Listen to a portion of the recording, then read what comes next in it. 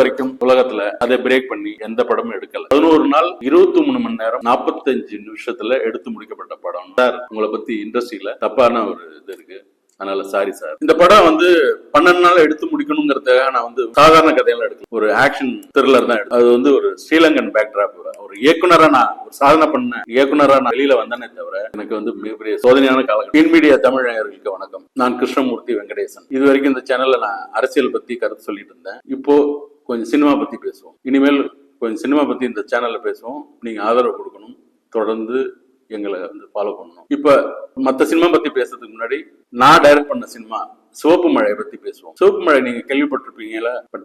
ஆனா மறந்துருப்பீங்க, ஏன்னா கிட்டத்தட்ட அது வந்து 14 வருஷம். ஆனா அது ஒரு மிகப்பெரிய சாதனை படம். அதாவது 12 நாள் எடுக்கப்பட்ட கின்னஸ் ரெக்கார்டு வாங்கின படம். இதுக்கு முன்னாடி வந்து நான் அந்த படம் ஸ்டார்ட் பண்ணும்போது 2009. அதுக்கு முன்னாடி யூகேல த ஃபாஸ்டஸ்ட் ஃபார்வர்டுன்னு படம் வந்து 13 நாள்ல எடுக்கப்பட்ட படம். அதுதான் உலக சாதனையா இருந்தது. இந்த படத்தின் தயாரிப்பாளரும் நடிகருமான திரு சுரேஷ் ஜோக்கியம் 12 நாள்ல எடுக்கணும்னு சொல்லி என்னை அணுகினாரு. நான் அதுக்கு முன்னாடி வந்து நல்ல எக்ஸ்பீரியன்ஸ் உள்ள ஒரு உதவி இயக்குனர். நான் வந்து திரு ஆர் கே செலிமணி அவர்களோட புலன் விசாரணை, கேப்டன் பிரபாகரன் அப்படிங்கிற படம் ஒர்க் பண்ணேன். அதுக்கப்புறம் வெளியில நிறைய டைரக்டர்ஸ் நிறைய படங்கள இணை இயக்குனரா ஒர்க் பண்ணேன். அந்த அனுபவம் இருந்ததுனால இவர் 12 நாள் எடுக்கலன்னு சொல்றாரு, திருப்பி முயற்சி பண்ணுவோம் அப்படின்னு சொல்லிட்டு எனக்கு 2 நாள் டைம் கொடுங்க மாதிரி யோசிச்சேன். அப்ப என்னோட நெருங்கிய நண்பர்கள், அதாவது தொழில்நுட்ப கலைஞர்கள்ட்ட இந்த மாதிரி ஒரு ஆஃபர் வருது, பண்ணலாமா அப்படிங்கிற மாதிரி இருக்கும்போது எனக்கு சில ஐடியா வந்துருச்சு, இது எப்படி பண்ணணும் அப்படிங்கிறது. அவங்களும் வந்து உற்சாகப்படுத்தினாங்க, தாராளம் பண்ணலாம், உன்னால முடியும் அப்படின்ற மாதிரி சொன்னாங்க. உடனே ஆக்செப்ட் பண்ணிக்கிட்டேன். அதுக்கான என்னன்னாக்கா அதோட கான்செப்ட் என்னக்கா, ஸ்கிரிப்ட் எல்லாம் முன்னாடியே ரெடி பண்ணக்கூடாது. என்னைக்கு வந்து தொடங்குறோமோ அன்னைக்குதான் அந்த ஸ்கிரிப்ட் எழுத ஆரம்பிக்கணும். 12 நாள்ல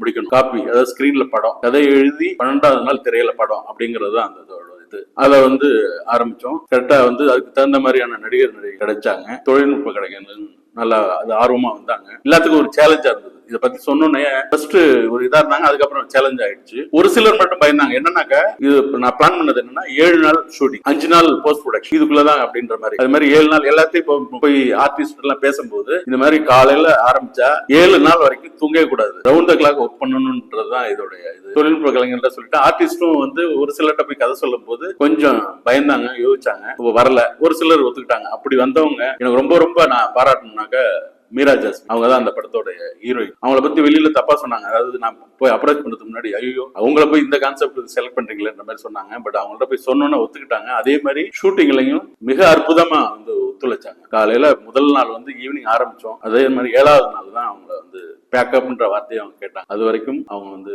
தூங்காம ஒர்க் பண்ணாங்க. அதே மாதிரிதான் ஒவ்வொருத்தரும் ஒவ்வொரு இதுவும். இதுல என்னன்னாக்க இடையில வந்து ஒரு 4வது நாள் வந்து கொஞ்சம் பொருளாதார பிரச்சனை வந்து என்னன்னா, தயாரிப்பாளர்கள் வந்து அவங்க கனடா தமிழர்கள் அங்கிருந்து ஃபண்ட் டிரான்ஸ்பர் பண்றதுக்கு கொஞ்சம் டிலே ஆச்சு. அதுல வந்து சில டெய்லி பேட்டா ஒரு 4 நாள் வரைக்கும் கரெக்டா கொடுத்துட்டாங்க. 5வது நாள் வந்து கொஞ்சம் பிரச்சனை ஆச்சு. 5 நாள் 6வது நாள் வரைக்கும் 2 நாள் பேட்டா வந்து கொடுக்க முடியல. அதனால என்ன பண்ணாங்க, ஆக்சுவலி வந்து மற்ற ஷூட்டிங்லனாக்கா 30 நாள் 40 நாள் நடக்கும், 20 நாள் 30 நாள் கொடுத்துருவாங்க, 10 நாள் நிறுத்துவாங்க. அதை வந்து இங்க சென்னையில கூட வந்து வாங்கிக்குவாங்க. ஆனா யாரோ அவங்கள்ட்ட தவறா சொல்லி 7வது நாள் காலையில நான் செட்டுக்கு போறேன், யாருமே ஒரு ஈக்காக்க கூட இல்ல. என்னடான்னு பார்த்தாக்க யாரோ அவங்களோட எல்லாத்தையும் தூண்டி விட்டு, நீங்க வந்து பேட்டா வாங்காம வராதீங்க, இன்னைக்கு லாஸ்ட் டேட், ஷூட்டிங் முடிஞ்சதுனாக்க அவங்க ஃபாரினர் கிளம்பி போயிடுவாங்கன்ற மாதிரி யாரோ தப்பா சொல்லி இப்படி அதிர்ச்சி அடைஞ்சு எனக்கு உடனே ப்ரொடக்ஷன் மேனேஜரை கூப்பிட்டுட்டு, நான் வந்து இது வந்து பாண்டிச்சேரியில தான் இந்த படம் டோட்டலா எடுத்தோம். ஏன்னா அப்ப வந்து சென்னையில வந்து பகல்ல ஷூட் பண்ண முடியாதுங்கிற ஒரு சூழ்நிலை இங்க இருந்தது.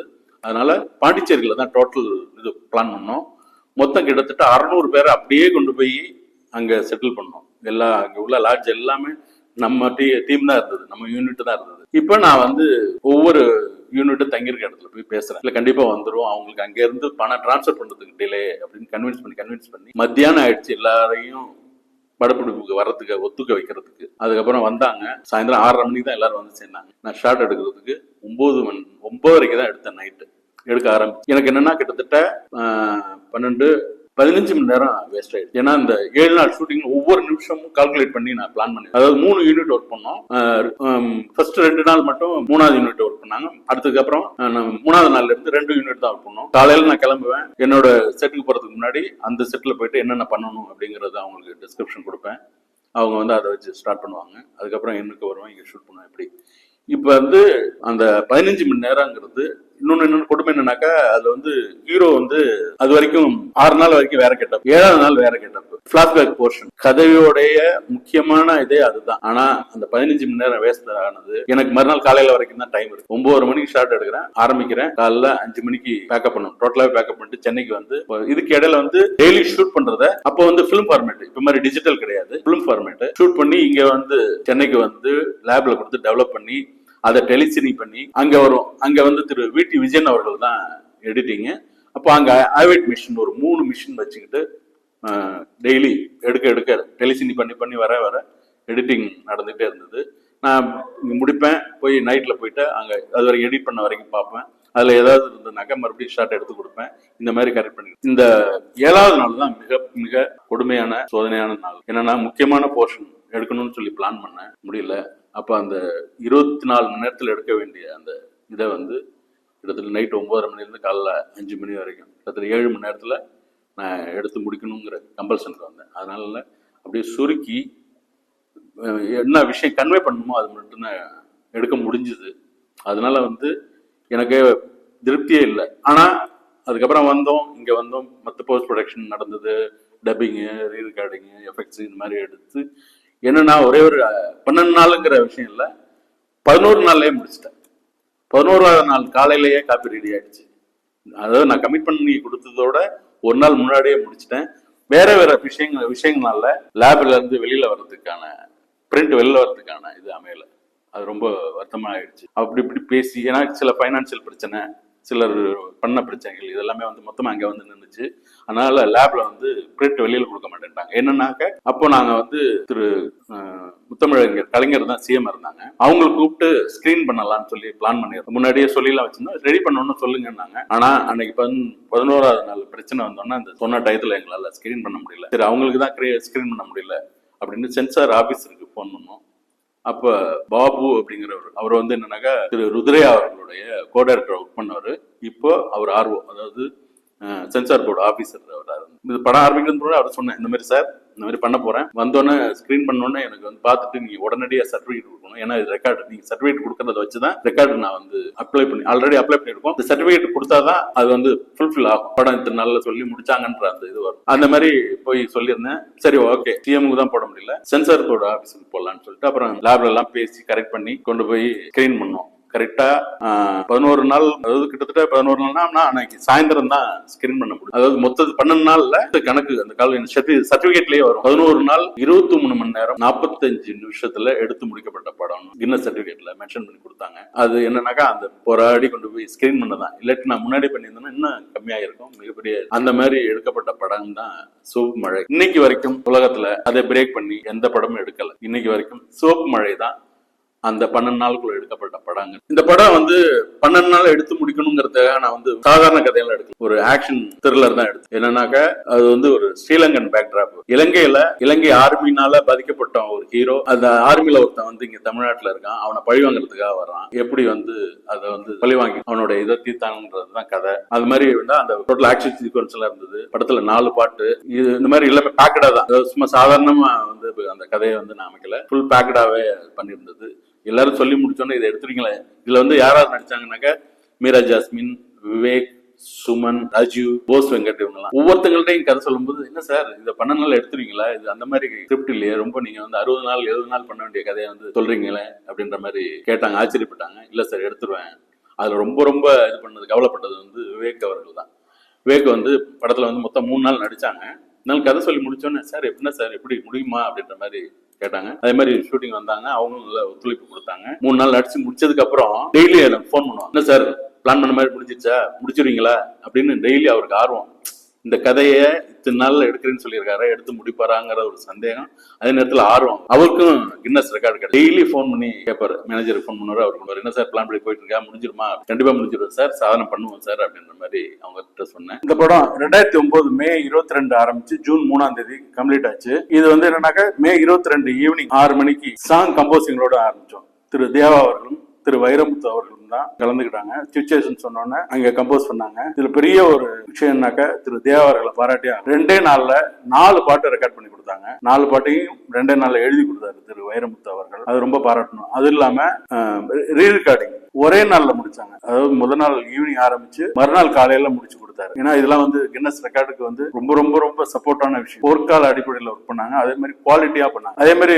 திரு வி.டி. விஜயன் எடிட்டர் அவர்கள் வந்து அங்க வந்து நம்ம ரஷ் எல்லாம் கட் பண்ணாலும் இங்க வந்து போஸ்ட் ப்ரொடக்ஷன் கண்டினியூ. அப்ப அதுல மிகப்பெரிய விஷயம் என்னன்னாக்க நெகட்டிவ் கட்டிங். கிட்டத்தட்ட வந்து 14 ரீலுக்கும் நெகட்டிவ் வந்து கட் பண்றது வந்து கிட்டத்தட்ட 10 நாள் ஆகும் சாதாரண ஒரு படத்துக்கு. இது ஒரே நைட்ல 10 பேரு ஃபேக்டரி மாதிரி ஒர்க் பண்ணாங்க, ஒவ்வொரு ரீலுக்கு ஒருத்தர் அப்படிங்கிற மாதிரி. அதனாலதான் கம்ப்ளீட் ஆச்சு. இந்த மாதிரி நிறைய விஷயங்கள், அதாவது தொழில்நுட்ப கலைஞர்கள் வந்து ரொம்ப ரொம்ப கோஆபரேட் பண்ணாங்க. ஒவ்வொருத்தரும் அவங்களோட சாதனை அப்படின்ற மாதிரி நினைச்சுதான் பண்ணாங்க. என்னன்னா படம் முடிஞ்சோன்னா அதுல நடந்த சில பிரச்சனைகள் இதெல்லாம் வந்து சம்பந்தப்பட்ட கலைஞர்களை கூப்பிட்டு பாராட்டுறதுக்கான நேரமும் கிடைக்கல. அது இல்லாம ரெக்கார்ட் முடிஞ்சோன்னா சிஎம்க்கு தான் ஸ்கிரீன் பண்ணி காட்டணும்ன்ற பிளான் பண்ணோம், அது நடக்கல. ஏன்னா இன்னொன்னு என்னன்னா அன்னைக்கு வந்து சிஎம் ஜூன் 3ஆம் தேதி அவருடைய பர்த்டே, அது நாங்க முன்னாடியே அச்சீவ் பண்ணல. அதுல அவர் பிஸி ஆயிட்டாரு. சப்போஸ் ரெடியா இருந்தா கூட அவர் பார்த்திருக்க முடியாது. அதுக்கப்புறம் நான் கின்னஸ் ரெக்கார்டு வாங்கிட்டு அவரை சந்திக்கிறது நேரம் கேட்டிருந்தோம். ஒரு நாள் கொடுத்தாங்க, போய் சந்திச்சோம். அவர் கையால கின்னஸ் வாங்கி அவர் வாழ்த்தினார். இன்னொரு என்னன்னா அவருடைய பிறந்த நாளுக்கு இந்த ரெக்கார்ட் பண்ணி முடிச்சோம். என்னோட பிறந்த நாளுக்கு அவர் கையால நான் ரெக்கார்ட் வாங்கினேன். அதுதான் பெரிய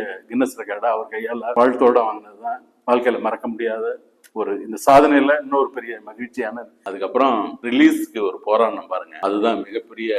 அப்பதான் உண்மையான சினிமா உலகம் என்னங்கிறது நான் தெரிஞ்சுக்கிட்டேன். அதாவது நான் அசிஸ்டன்டா இருந்தேன், கோஆர்டினேட்டரா இருந்தேன், இந்த மாதிரி எல்லாம் இருந்தேன். அப்ப பார்த்த சினிமா, அனுபவிச்ச சினிமா வேற, எனக்கு கிடைச்ச அனுபவங்கள் வேற. ஆனா ஒரு படம் எடுத்து முடிச்சுட்டு ரிலீஸ் பண்றாங்கிற அந்த போர்ஷன் இருக்குல்ல, அது மிகப்பெரிய. இல்லைன்னா கொஞ்சம் தயாரிப்பாளர் சைடும் பினான்சியலா என்னை வந்து சில சிக்கல்ல மாட்டிட்டாங்க. என்னன்னாக்கா அவங்க வந்து நேரடியாக இங்க எடுக்க முடியாது. அதனால ஃபர்ஸ்ட் காப்பி வந்து என்கிட்ட கொடுத்துருந்தாங்க. நான் தான் அதை ப்ரொடக்ஷன் கண்ட்ரோல் பண்ணிக்கிட்டு இருந்தேன். இந்த இதுல வந்து நானே நிறைய வெளியில கடன்லாம் வாங்க, என்னோட ஒய்ஃபோட நகையெல்லாம் அடகு வச்சு, என்னோட ஆபீஸ் வந்து ஒரு வருஷம் அவங்க வாடகை கூட கொடுக்கல இந்த ரிலீஸ்க்காக. அதாவது 2009 ஜூன் மாசம் இந்த படம் முடிஞ்சது. அதுக்கப்புறம் 2010 ஏப்ரல் தான் இந்த படம் ரிலீஸ் ஆகி. இந்த மீன்வெயில் டைம் இருக்குல்ல, அது மிக மிக போராட்ட காலம். இதுல என்னன்னாக்கா அவங்களுக்கு சில ப்ரொடியூசர்ஸ்க்கு சில பினான்சியல் இதுல வந்து எண்ணெயை வந்து ரிப்பேர் பண்ணிட்டாங்க. அதுல அவங்களுக்கு ஒரு பெரிய பிளஸ் வந்து அவங்க வந்து ஈழத்தமிழர், நம்ம வந்து இந்தியன். அவங்கள வந்து ஒரு ஈழத்தமிழனை வந்து நான் வந்து ஒரு இந்தியனா ரோவமெண்ட்ன்ற மாதிரி எல்லாம் வெளியில பேச ஆரம்பிச்சு. அவங்களுக்கு தெரியும். இப்ப இந்த ப்ரோக்ராம் பார்த்தாங்கன்னா அவங்களும் இதெல்லாம் பண்ணிருக்கோம் அப்படிங்கறது இப்ப உணர்வாங்க. ஏன்னா இந்த 14 வருஷத்துல நான் ரொம்ப அந்த படத்தினால ரொம்ப ஒரு இயக்குனரா நான் ஒரு சாதனை பண்ண இயக்குனரா நான் வெளியில வந்தேனே தவிர எனக்கு வந்து மிகப்பெரிய சோதனையான காலகட்டம். அதுக்கப்புறம் ரிலீஸ்க்காக ப்ரொடியூசர் கவுன்சில் அங்க நடந்ததெல்லாம் மறக்க முடியாது. அப்போ வந்து சக்தியான ஒருத்தர் வந்து ரொம்ப என்னை டேமேஜ் பண்ணாரு. அதாவது அவங்களுடைய ஸ்டேட்மெண்ட் கேட்டுட்டு என்னைய வேற மாதிரி ஹேண்டில் பண்ணாரு. அப்ப என்னுடைய போர்ஷன், என்னுடைய சைடு சொல்றதுக்கு அவர் இடம் கொடுக்கவே இல்லை. உன் கதையெல்லாம் கேட்கறதுக்கு எனக்கு நேரம் இல்லை, நீ அவங்கள வந்து ஏமாத்திருக்கன்ற மாதிரி பண்ணி என்னை ஒரு ஏமாற்றுக்காரனா ப்ரொஜெக்ட் பண்ணிட்டாங்க. அப்படி இப்படி போராடி நான் வாங்கின கடன், மனைவியோட நகை இதெல்லாம் வச்சுட்டு அந்த படத்தை ரிலீஸ் பண்ற வரைக்கும் நான் இது பண்ணேன். ஒருவேளை எனக்கு அதெல்லாம் கொடுத்தாதான் நான் ரிலீஸ் பண்ண விடுவேன்னு சொல்லியிருந்தா படம் வெளியில வந்திருக்காது. ஏன்னா நெகட்டிவ் என் மேல இருந்தது. இதெல்லாம் கொடுத்தாதான் நான் நெகட்டிவ் உங்களுக்கு எழுதி கொடுப்பேன்னு சொல்லியிருக்கலாம். ஆனா நான் ஒண்ணு கூட சொல்லல. அவங்க ரிலீஸ் பண்ணணும்ன்ற அந்த பொசிஷன் வந்தோடனே நான் இமீடியட்டா அவங்க இது பண்ணேன். பட் என் கடன்கள், என்னோட இழப்புகள் எதுவுமே சரியாக்கப்படல. அது இல்லாம இதன் மூலமா எனக்கு கெட்ட பேர் ஆச்சுல்ல. அடுத்தடுத்த ப்ராஜெக்ட் என்கிட்ட வந்து பேசினாங்க, உடனே இவ்வளவு பெரிய சாதனை பண்ணிருக்கான், கண்டிப்பா ஃபாஸ்டா எடுத்து கொடுப்பான் அப்படிங்கிற இதுல நிறைய ப்ரொடியூசர்ஸ் வந்து பேசினாங்க. எல்லா ஒரு லெவல்ல வந்து பேசி ஒரு நிக்கும் போது அடுத்தது மூவ் ஆகாது. என்னன்னு காரணம், சார் உங்களை பத்தி இண்டஸ்ட்ரியில தப்பான ஒரு இது இருக்கு, அதனால சாரி சார். அதாவது இதை ஆர்கனைஸ் பண்றாங்கல்ல, அவங்க மூலமா எனக்கு வந்துச்சு. இப்படி பல வருஷம் காத்து ஒரு பெரிய சாதனை பண்ண. ஆனா ஒரு வேதனையான அனுபவம் தான் என்கிட்ட இருக்கு. நன்றி நேயர்களே. அடுத்தடுத்து வேற திரைப்படங்களை பத்தி நம்ம பேசுவோம். அது சம்பந்தமானவங்களை சந்திச்சு பேசுவோம். அதுவரை எங்களோட இணைந்திருங்கள். நன்றி, வணக்கம்.